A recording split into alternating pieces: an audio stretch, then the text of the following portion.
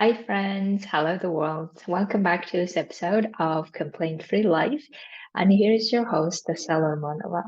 So, this time, I really want to talk about owning, especially owning our decisions, owning our choices. Because I think oftentimes what I observe from my clients, and I will give you one specific example as well, where because we don't own our decisions of why we did what we did, we then keep struggling, not enjoying really our lives currently, and then keep spending a lot of time in the past of regretting that we should have done this, we should have done that, or wanting to get out of our current situation of let's go somewhere else.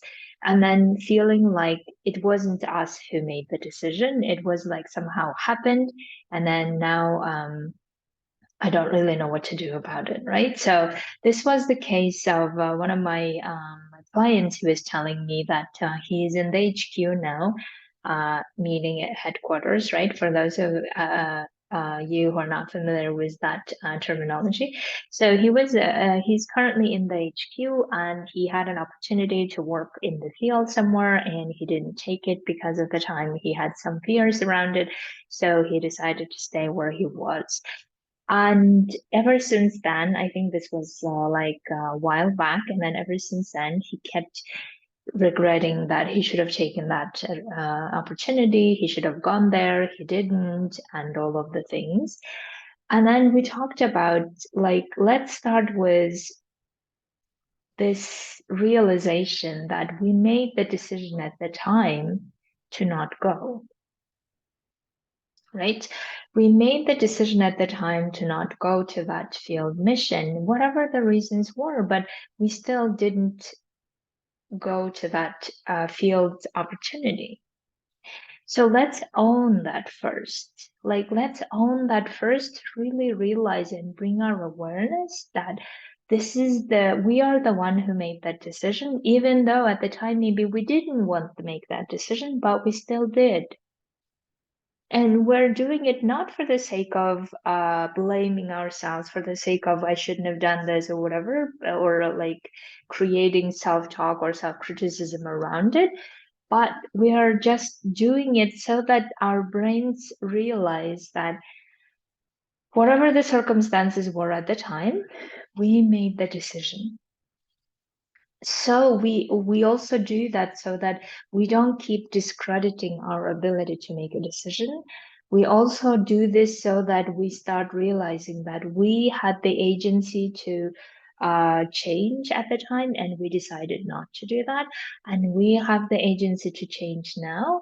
And if we're deciding not to change it, then we just need to be aware of it. Like we need to be very conscious and owning it to say, this is what I did. This is what decision I made. These were the reasons why I made this decision. And then continue then deciding what to do next, right? So that's why I really want you to think about where in your life you might not be owning the decisions that you had. Or another trend I see often is we don't own our results. And I will be today talking about what that owning is, what are the consequences of not owning, where are the areas where we could be owning things that we're not maybe doing it, and how to start doing it. Okay, so let's start first with the concept of owning that you may have heard a lot somewhere else, and you may have your own ideas of what owning means. What owning really means for me and what I have observed in my life is basically taking the agency, taking the responsibility for everything that I do and for everything that I feel, for everything that I think, and for the results that I create.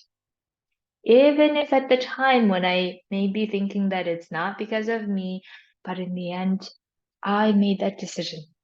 And the reason why I did that is because obviously I am over 18, or meaning an adult, but also I do that because I do not want to be a victim of my own decision. right? Meaning that I making a decision and afterwards telling myself that, well, it just happened that I made this decision, or it just happened that this happened. I don't want to do that. I don't want to be like giving the responsibility or abdicating responsibility to someone else or to something outside of me. Because I find that whenever we do that, it's never useful, and we always discredit our ability to make decisions, discredit our abilities to move forward and to take active role in our own lives. And then it also discredits our ability to be making changes in the way we want to. So that's why whenever we're not owning the actions that we're taking, whenever we're not owning the feelings that we're having, whenever we're not owning the results that we're creating, then I feel like we will always be in this victim of our own life, meaning that we will just have this, keep feeling this powerlessness of, it just doesn't depend on me, this is how it is, life is hard, and all of these things. And then we don't really get far. So that's why the best thing you can do in your current situation, whatever you are, for instance, if you're thinking that you just happen to be there, or you're thinking that this is so hard and I didn't want to do this, you keep being in the past of regretting that you should have done something else, or you keep wanting to go to the future of you just need to get out and all of these things, think about it. Let's start by owning it, owning the initial decisions of why we did what we did and where we are. So, in other words, I really want you to think about how you could own all the actions that you have taken to lead to the place where you are now. Right. So at some point you made the decision to take up this job. At some point you decided to do this work. And then at some point you've realized that that's maybe not something you want to do. So it's fine, but don't tell yourself that it just happened this way, or just don't tell yourself that you don't really know why and how, but this is how it is. But like take active awareness within your mind of, no, this is the reason why I'm here is because I made this decision. And the reason why I made this decision was because of these reasons. And never tell yourself that it just happened or I didn't have a choice. Because whenever we tell ourselves that we didn't have a choice, we just had to do this, we shouldn't have done it, if we just stay in that place, then we always feel powerless, right? And we always feel powerless, which then makes us not really want to stay where we are. And so we don't get to enjoy our lives where we are. And then also, we're not really anywhere else that we wanted to, or we keep being in the past, and then we just lose our time of precious time of living our life the way we want to. And also, if we don't own it, we will then keep believing our story to be true, that it all really doesn't depend on us. And all the ways that we're creating the results that we're creating, it wasn't us, it was someone else. And then we spend a lot of time like being angry at someone else, or spending a lot of time thinking about why we did these things because of someone else. And then we just keep putting ourselves in this powerless situation all of the time. And that's very exhausting. And that's very exhausting because it keeps us in this turmoil of overthinking, turmoil of a lot of feelings. And then we just keep believing that we're confused. We just keep believing that we can't do anything about it. And then we don't move forward. Okay. So the 5 ways that you might be currently doing this in your own life where you might not be owning, these are the things that you can think about for yourself where you could start, right? So the easiest way where you can start is your current life of all the results that you're having. So for instance, if your result is you don't have time, or you're too busy, or your result is you're not earning the money you want to, your result is you're not spending time with your loved ones you want to, whatever the result that you're creating, own it how you are creating it now. not for the sake of blaming, as I said, not, excuse me, for the sake of anything else, but to show to yourself all the powers that you have within you that made you uh, or had you come to this result. And then once you realize that you are the one who created that result, then you say, okay, what do I want to do to change now if I wanted to? Because we can't really make any change unless we come from this place of we can do that change or we are in charge of making that change, right? We can only make that change if we take the agency, if we take the responsibility of, I'm the one who can make that change happen. Because if we keep relying on other people to make that change, it may never happen because we don't really know how other people are and what their agendas and all the things. So that's why the only person who can make any change is us. And in order to make that change is we need to own that we are the one who created this result of um, being in that job, being in that situation, in the sense of we could also leave, we could also do something else, but we're choosing not to do that because we have our reasons. So honor that reason, honor that or respect that reason, and then own it that you decided to be there where you are, to be doing the work you want to. And that gives you so much relief and power back to you. Like you really understand that you have so much power within you that help you create the things that you maybe not really wanted, but now you realize that you can do it differently if you wanted to. Right? So that's why whatever the results that you had in the past, like all the achievements, all the success, for instance, right? Also take note of how you are the one creating it without just crediting yourself or saying like, oh, it's because of luck or it's because of something else or because someone was generous or whatever the thing. Even if you want to give credit to other people, amazing, but also give credit to yourself, not from like an arrogant place of I am the greatest, like you all are not, but I am kind of a place, but more like from a very deep humility of I'm grateful and I'm proud that I made this result happen. So whenever we know how we made those results happen and how we created what we created, then we get even more powerful to create more results the way we want to. So that's why owning it in that moment is so crucial, right?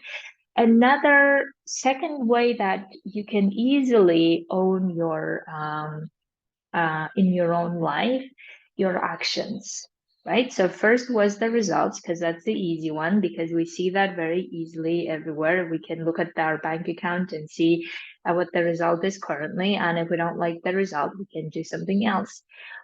The other one is the actions, because I feel like a lot of us don't really own our actions, meaning what actions we're taking to get to what we want to, or not getting to what we want to. For instance, a lot of the time I hear people say that, well, I don't have time, or I am just so busy. And we present it like as if we have no choice over this. We have no choice over the time. We have no choice over how busy we get. And we just feel like we're just um, I don't know, victim of that circumstance, or we feel like we have really no choice but to do it. But that's not the case.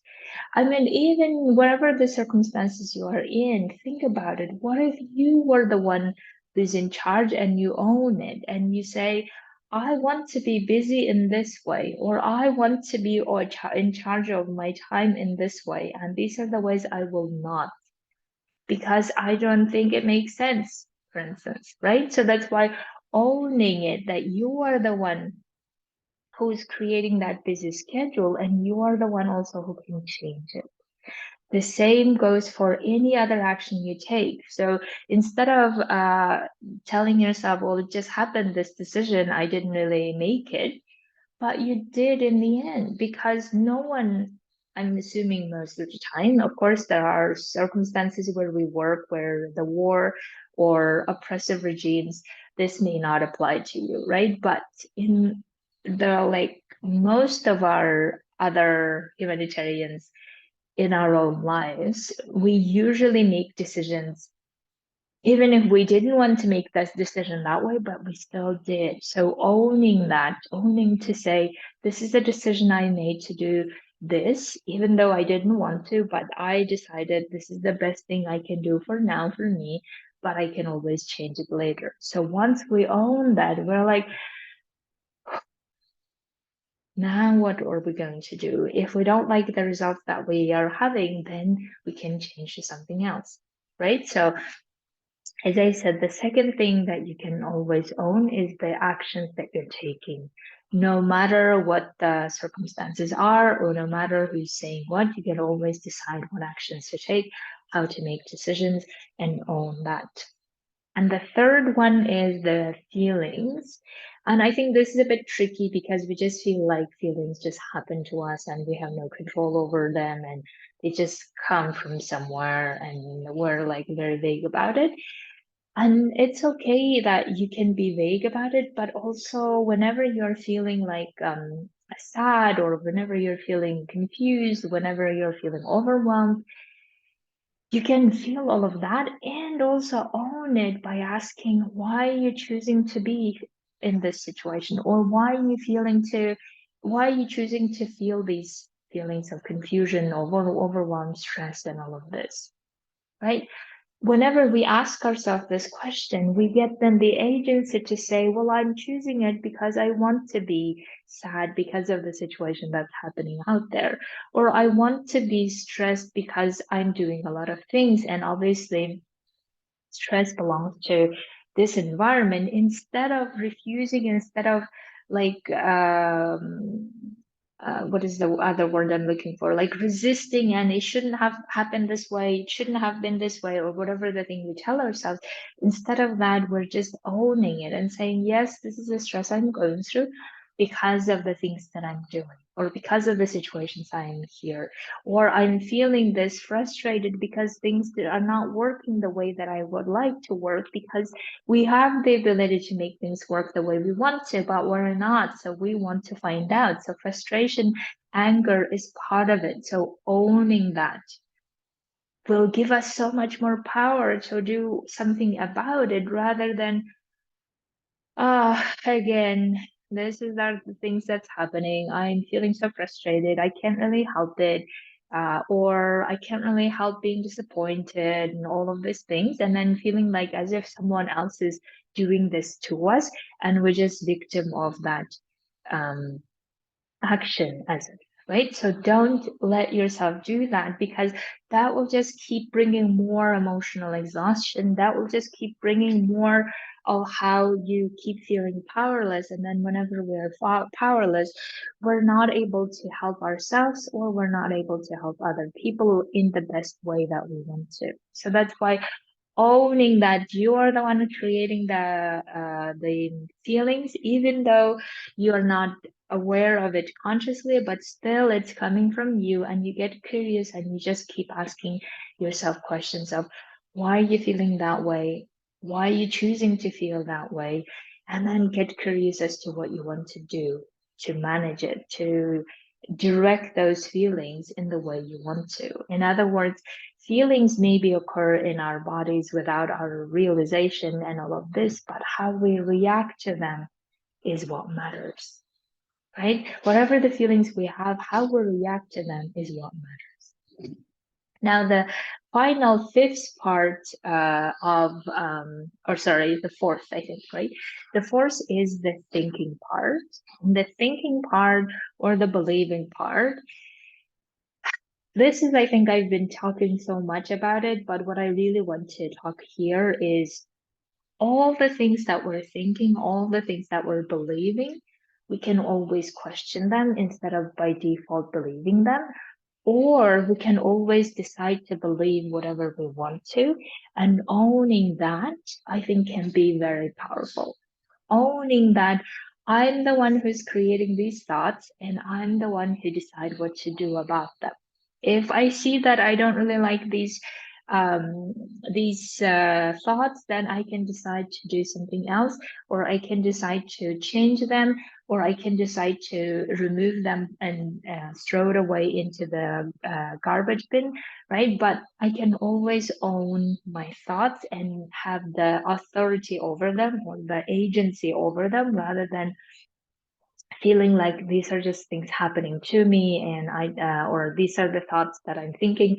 I can't help them. I can't help overthinking, and then like being in this powerless situation. So that's why owning that these are the thoughts I'm creating. My brain is generating these thoughts.